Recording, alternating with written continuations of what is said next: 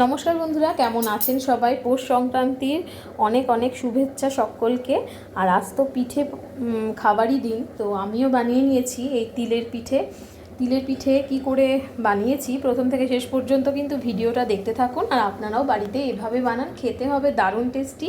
আর একটা পিঠে আপনাদের আমি কেটে দেখাই। এটা কিন্তু সেদ্ধ হয়ে গেছে, আর এই দেখুন কতটা নরম হয়েছে পিঠেটা। এই দেখুন,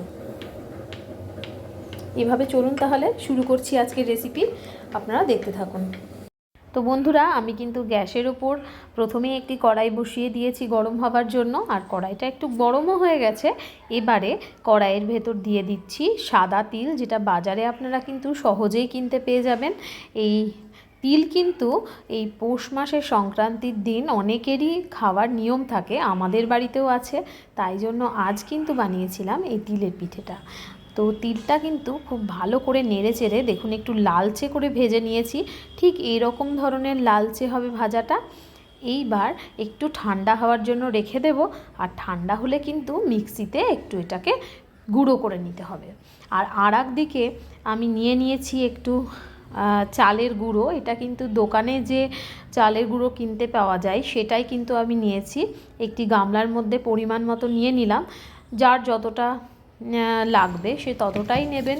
আর তারপর কিন্তু গরম জল দিয়ে এটা মেখে নিতে হবে। আর চালের গুঁড়োটাতে সামান্য একটু লবণও দিতে হবে। দেওয়ার পর অল্প অল্প করে গরম জল দিয়ে এটা একটা সুন্দর নরম ডো বানিয়ে নিতে হবে। তো ডোটা বানিয়ে আবারও ফিরে আসছি। আটাটা কিন্তু খুব সুন্দরভাবে ডো হয়ে গেছে। এবারে একটু মেখে রেখে দেবো। আর এদিকে কিন্তু তিলটাও ঠান্ডা হয়ে গেছে। এটা মিক্সির ভেতর দিয়ে মিক্সিতে অল্প অল্প করে দেব, দিয়ে কিন্তু এটাকে একটু গুঁড়ো করে নেব। দেখুন বন্ধুরা, তিলটা কিন্তু খুব সুন্দরভাবে গুঁড়ো হয়ে গেছে। এবার একটি পাত্রে ঢেলে নিয়েছি। আর আপনাদের কারোর বাড়ি যদি মিক্সি না থেকে থাকে তাহলে কিন্তু আপনারা এটা শিলেও গুঁড়ো করে নিতে পারেন, খুব অনায়াসেই কিন্তু এটা গুঁড়ো হয়ে যায়। এইবার এর ভেতর আমি দিয়ে দিচ্ছি একটু নলেন গুড়। নলেন গুড়ের যে পাতলা গুড়টা হয় সেটাই কিন্তু আমি দিয়েছি। আর যদি আপনাদের কাছে পাটালি গুড় থেকে থাকে তাহলে সেটা কিন্তু একটু গ্রেট করে নেবেন প্রথমে, তারপরে এর ভেতর দিয়ে একটু পুরের মতো আঠা আঠা করে মেখে নিতে হবে। এবার গুড়টা দেওয়ার পর কিন্তু আমি চামচের সাহায্যে এটা খুব ভালো করে মিশিয়ে নেব।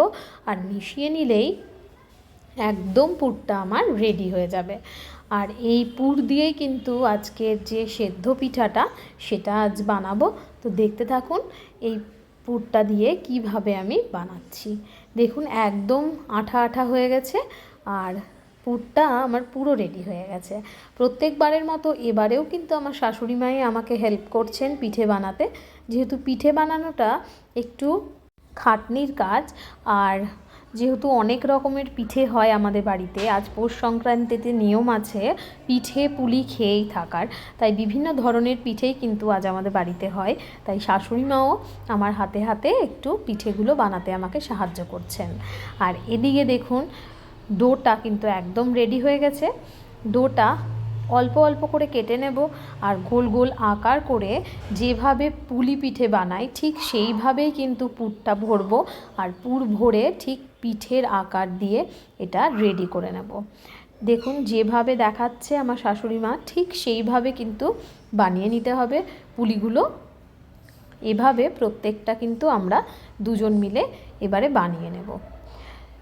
তো পিঠেগুলো বানিয়ে নিয়ে আবারও ফিরে আসছি। তো বন্ধুরা, সমস্ত পিঠেগুলো কিন্তু আমি আর শাশুড়ি মা মিলে একে একে বানিয়ে নিয়েছি সমস্তটাই। এইবার পিঠেগুলো সেদ্ধ করার পালা। তো চলুন এবারে দেখে নিন কিভাবে আমরা পিঠেগুলোকে সেদ্ধ করে রেডি করে নিচ্ছি। সমস্ত পিঠেগুলো রেডি হয়ে গেছে। আর এদিকে কিন্তু একটি কড়াই বসিয়ে দিয়েছিলাম। কড়াইটাতে জল দিয়েছি, জলটা বেশ ভালো করে ফুটতেও লেগেছে। এবারে কিন্তু একে একে যে তিলের পিঠেগুলো রেডি করেছি সেটা দিতে থাকবো। আর এভাবে কিন্তু জলের ভেতর সেদ্ধ করে নিলেই এই তিলের পিঠেগুলো একদম রেডি হয়ে যাবে। এখন দেওয়ার সময় দেখুন ঠিক জলের মধ্যে ডুবে যাচ্ছে। এটা ঠিক 5 থেকে 7 মিনিট মতো একটু ফুটিয়ে নিলেই সমস্ত পিঠেগুলো জলের ওপরে কিন্তু ভেসে যাবে, তার মানে বুঝে যেতে হবে পিঠেগুলো ঠিকঠাকভাবে সেদ্ধ হয়ে গেছে।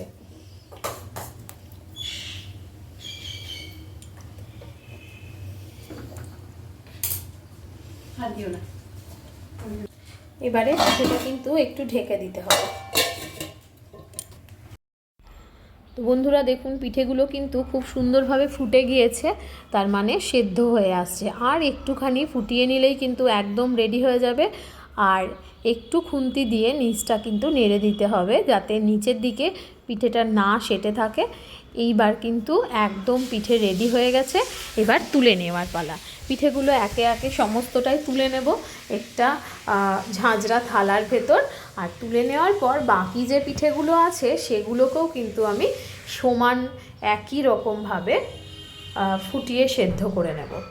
এই যে পিঠে আমার একদম রেডি। আর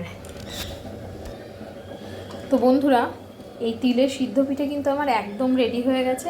কীরকম লাগলো আমার এই পিঠের রেসিপি অবশ্যই কিন্তু আমাকে কমেন্টে জানাতে ভুলবেন না। আর ভালো লেগে থাকলে লাইক, কমেন্ট, শেয়ার এবং সাবস্ক্রাইব করে দেবেন।